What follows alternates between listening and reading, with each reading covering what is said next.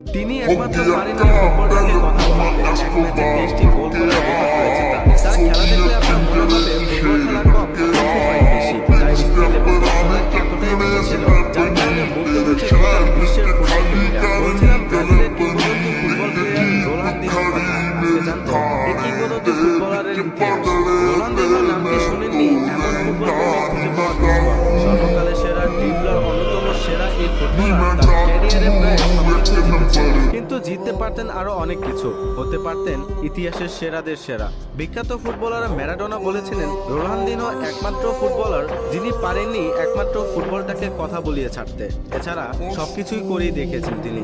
সর্বদা হাস্যোজ্জ্বল মানুষটি নিজের খারাপ অভ্যাসের কারণে অল্প সময়ই হারিয়ে গিয়েছেন লাইমলাইট থেকে। সর্বশেষ 2020 সালে যেতে হয়েছে প্যারাগুয়েন জেলেও। আজ বলছি রোনালদিনো গাউচেকে নিয়ে। রোনালদিনো 1980 সালের 21শে মার্চ ব্রাজিলের